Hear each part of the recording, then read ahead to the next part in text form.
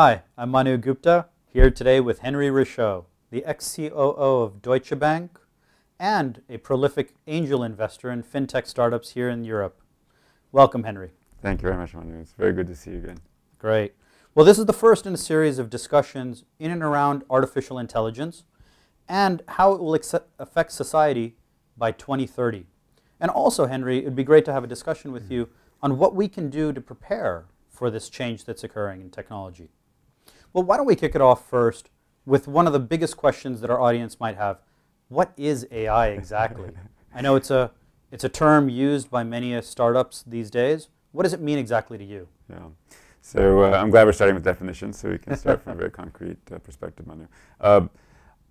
In my personal experience, and I would really rush to say that I'm talking from my personal experience, I have not seen artificial intelligence actually being used in the financial services startups that I'm working with. There's quite a lot of reference to that as a longer-term goal, but what I've seen is the application of machine learning to patterns of behavior, either customer behavior or patterns of behavior inside larger financial institutions that can be identified by machines and then used as a basis for creating a better client experience or improving processes internally and so on and so forth. Effectively, the difference between weak AI and strong AI, right? I mean, single it could be, because I've heard of people use that terminology, really strong AI for certain experiences that might mimic human intelligence, and weak AI being closer to what a machine might use or might deduce from a series of events or a series of data. Right?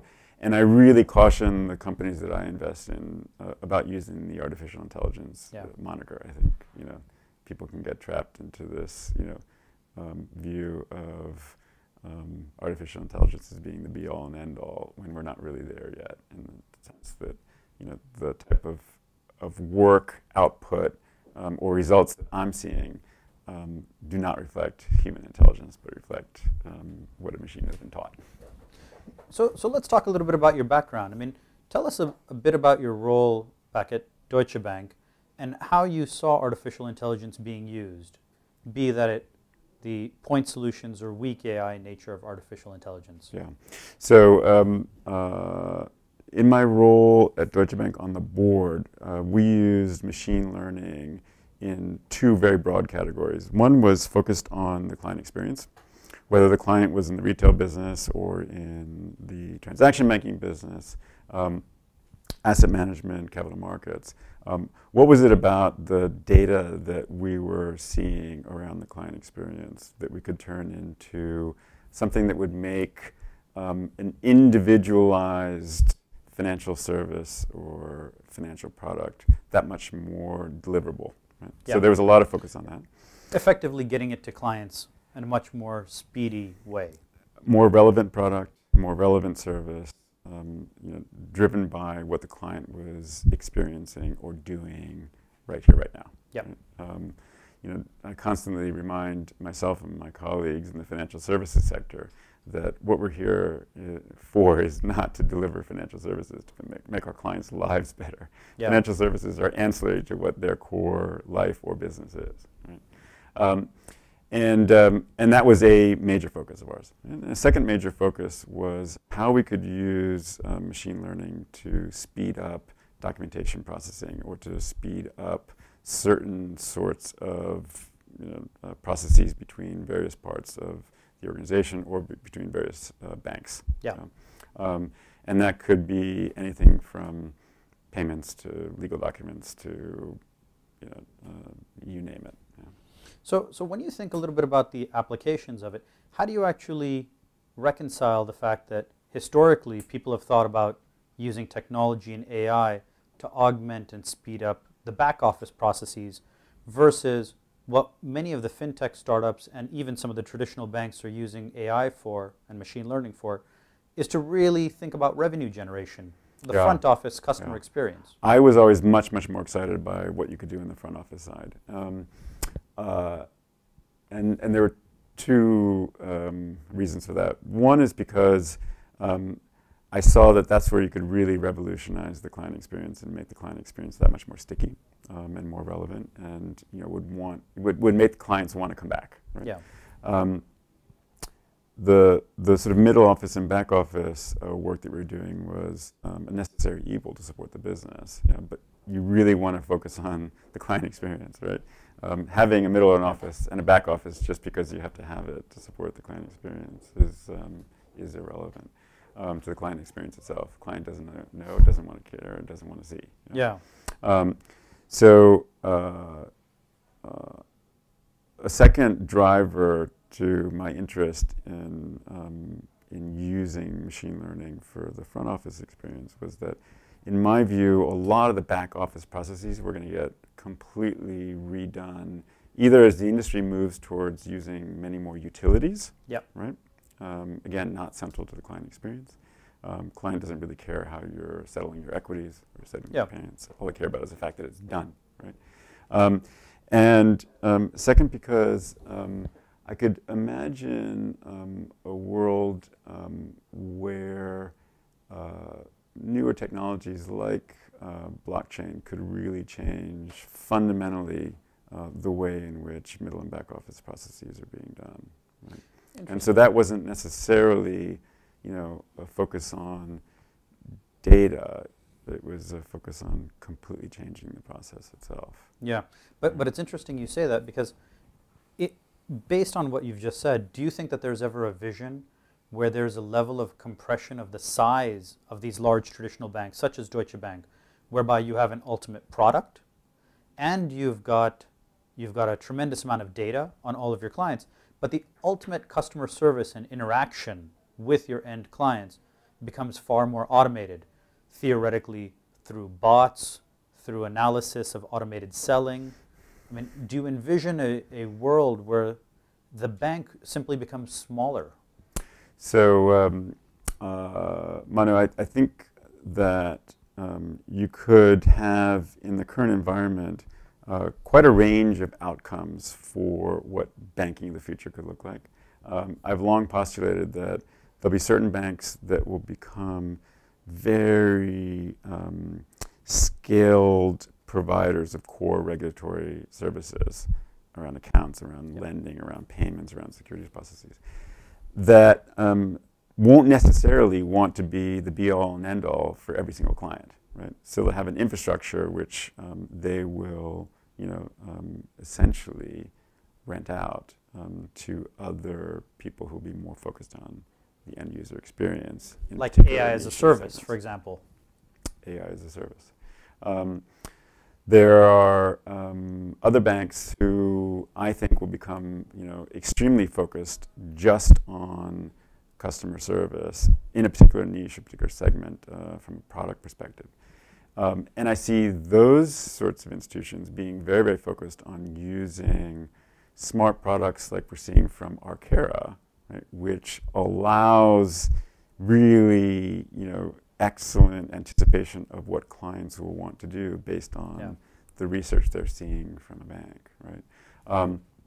But I'm also seeing companies like Cobalt, which is working with the banks, to use the data in the middle and back office and foreign exchange in this case, in a much more, intelligent way, put it on an immutable blockchain and change the whole end-to-end process for how foreign exchange is settled for the entire market, right? And I think very intelligent uses of data in extremely smart technological terms. But that's a really interesting point. Maybe can we dive a bit deeper on the data aspect of things? Because one of the premises of building as intelligent of AI as we possibly can is obviously the objective function that you're continuously improving upon through more and more data that you feed into the objective function. And so the question for you is, do you think that the traditional large financial institutions, given the vast amounts of data that they sit on, are going to be able to have far superior AI technologies than the new upstarts, obviously many of the ones that you're spending your time with now? Yeah, that's a huge conundrum. In my experience, Manu, you're absolutely right. The larger financial institutions have tremendous amounts of data. Unfortunately, some of the data architectures that they are saddled with from the 1970s, 80s, 90s, right, this is archaeology of data architecture, makes it extremely difficult for them to be able to use the data in a flexible way. Right? Yeah. And therefore, despite the richness of that data, there are a lot of startups who started with a much smarter, more nimble, more modern data architecture. Yeah. And they're able to use the data in such a way that they can learn a lot faster from it. The complications of moving from a legacy environment into a much more nimbler data architecture are vast, especially when you're managing thousands of applications, which any large financial institution is managing at the moment. Well, maybe then could you segue into some of the companies that you are spending time with these days, some of the new upstarts that are actually built on new data architectures? What are some of the most interesting applications of artificial intelligence and machine learning? Yeah. So I'll start with one I mentioned already, which is Arcera. Arcera is providing a platform that allows salespeople, coverage people for high net worth individuals or for institutional clients on the trading floor to be able to identify patterns in what their clients are reading from a research perspective. Right? Very flexible platform, creates a tremendous amount of content that comes in from lots of different service providers, and then curates that content and then provides the salesperson with themes that are coming from that content. And then touch points with the client to make the client interaction that much more relevant. Yeah. Very, very smart use of data that's being put through machine learning algorithms to identify the patterns. The trick there is always getting the balance right between too much focus on the things that the client is always doing research on. Yeah. With a little bit of orthogonal discovery, for example. Yeah. Right. What are the new themes, right? So you need to be able to manage that balance, right? I think Arcera does that extremely well. So that's one to watch out for. I mentioned Cobalt already, not directly related to artificial intelligence, but really smart use of data in the blockchain, in the middle and back office, and foreign exchange. Another one that I'd throw out there is a company called Crowd Process through its product James. James is a machine learning platform that allows credit officers to understand whether they're being too restrictive, right, or not restrictive enough. Where can they open up the funnel to expand the amount of credit risk they're using? Where should they tighten it? What are the sorts of credits that really you should avoid? Right? And that's interesting because in today's world we have far more data points by which to assess credit risk than we ever did before. And at times, newer and newer data points may come in that we need AI to actually understand, the art of the unknown of what we may be able to assess it on. The art of the unknown. I think, most people will find that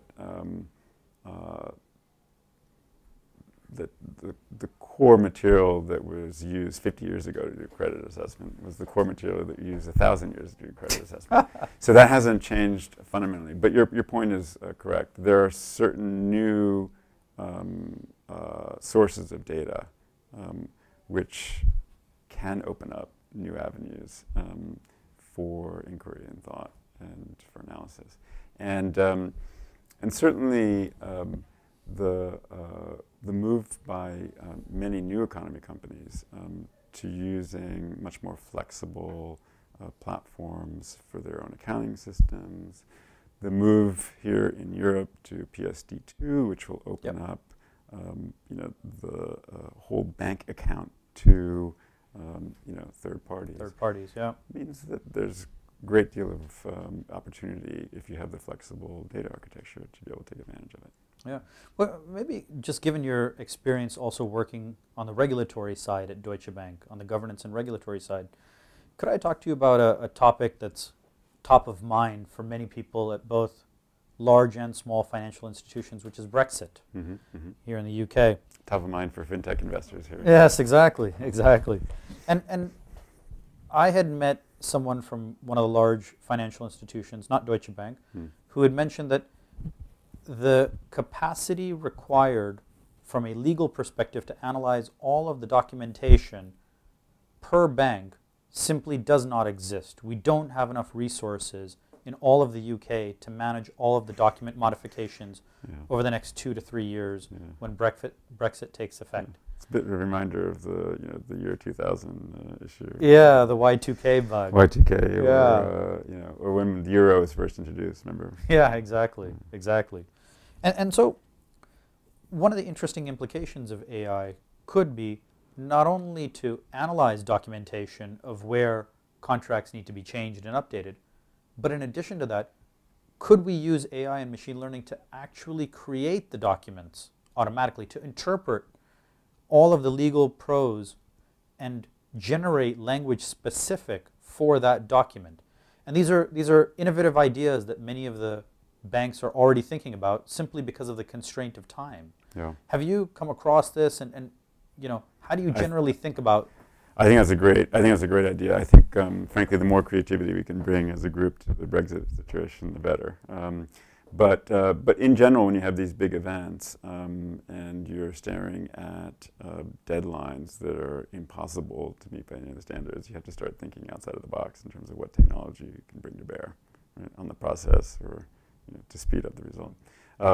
So that sounds like a very interesting potential application of machine learning.